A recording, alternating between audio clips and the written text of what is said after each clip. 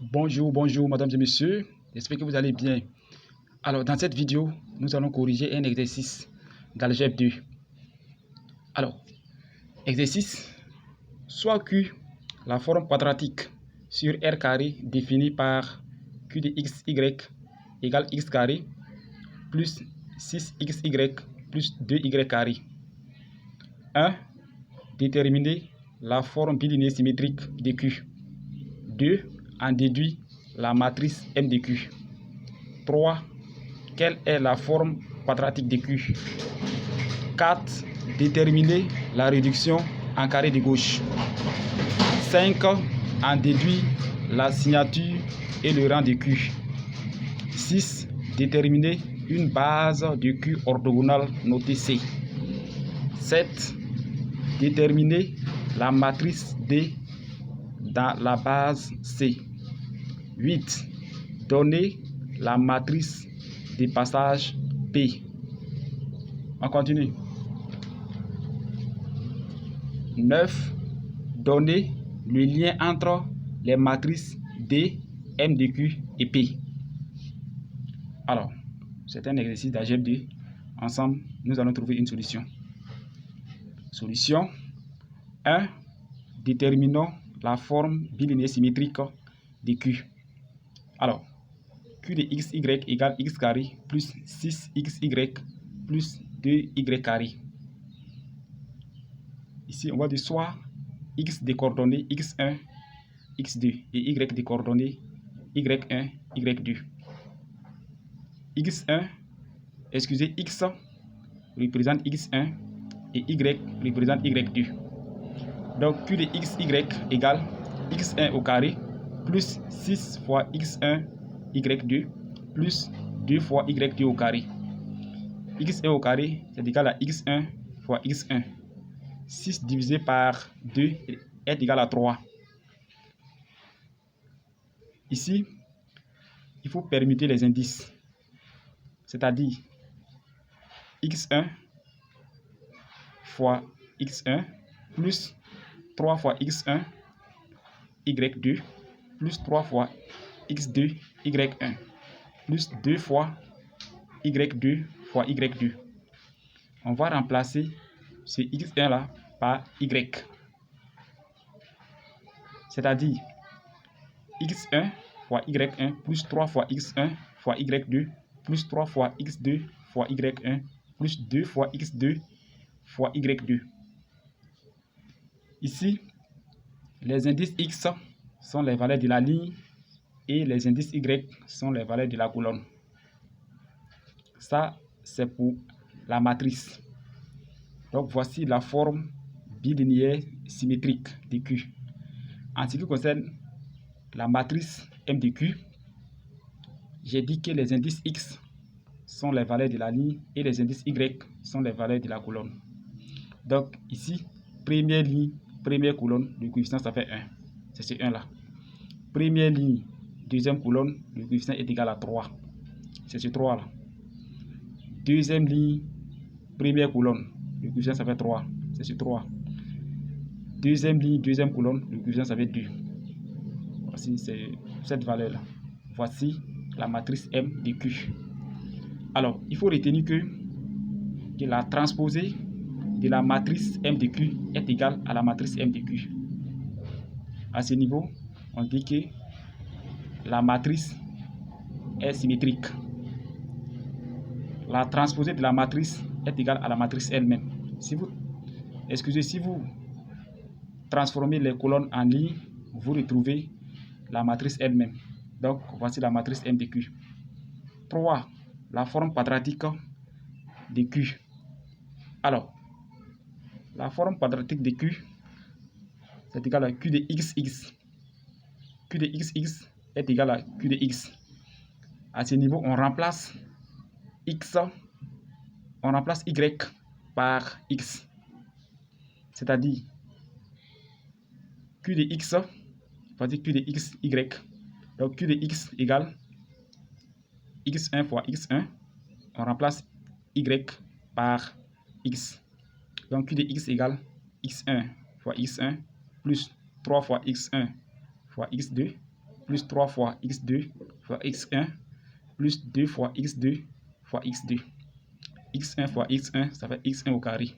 Donc ça fait x1 au carré plus 6 fois x1, x2 plus 2 fois x2 au carré. Alors on additionne 3 fois x1, x2 et 3 fois x2, x1. On continue.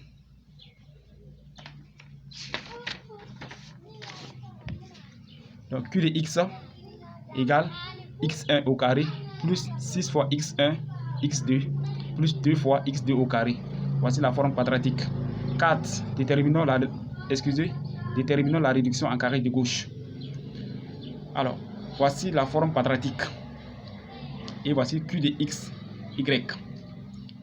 À ce niveau, si vous n'ont pas dit d'utiliser la forme quadratique, vous prenez Q de x, y. Alors, ici, nous allons utiliser Q de x, y. C'est-à-dire Q de x, y égale x carré plus 6 fois xy plus 2 fois y carré. La réduction en carré de gauche, on simplifie par x. Ici, donc, ça fait x plus 6y plus 2 fois y carré. On va élever tout ça au carré, mais on remplace 6 par sa moitié. La moitié de 6, ça fait 3. Donc, ça fait x plus 3y au carré. Maintenant, on retranche 3y au carré. Donc, moins 3y au carré plus 2y carré. Donc, Q de xy égale x plus 3y au carré moins 9y carré plus 2y carré. Le résultat donne Q de xy égale x plus 3y carré moins 7y carré. Voici la réduction en carré de gauche. Alors, en ce qui concerne la forme quadratique, si vous avez demandé la réduction en carré de gauche de la forme quadratique, voici Q de x égale x1 plus 3 fois x2 au carré moins 7x2 au carré. 5. La signature. Alors, la signature est égale à 1, 1, c'est-à-dire le nombre de signes positifs et le nombre de signes négatifs. Ici, le signe est positif, là, le signe est négatif. Un signe positif, un signe négatif. 1, 1. Le rang, c'est la somme des deux valeurs. 1 plus 1 qui fait 2. 6. Déterminons une base de Q orthogonale. Alors, 6. Déterminons,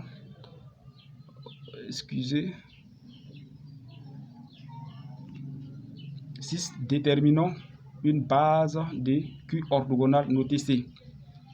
Alors, on prend la réduction en carré de gauche. On supprime les coefficients et les carrés. Et vous faites ceci. X plus 3y égale à A et y égale à B. On veut exprimer x, y en fonction de A et B. Donc, x égale A moins 3B. Y égale à B.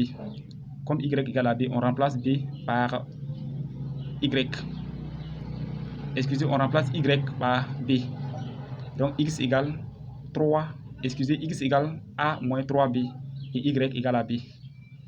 On continue.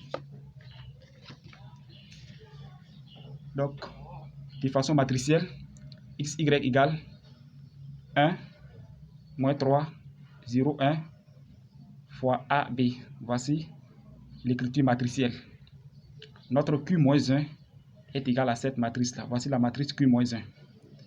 On a dit que les UI sont les valeurs de Q-1. Donc, on va dire soit U1, les valeurs de la première colonne de Q-1, et U2, les valeurs de la deuxième colonne de Q-1.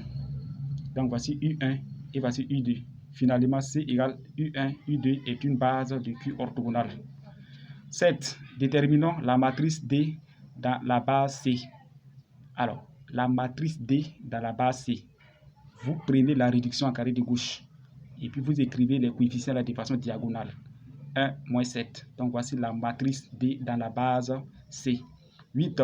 Donnons la matrice de passage.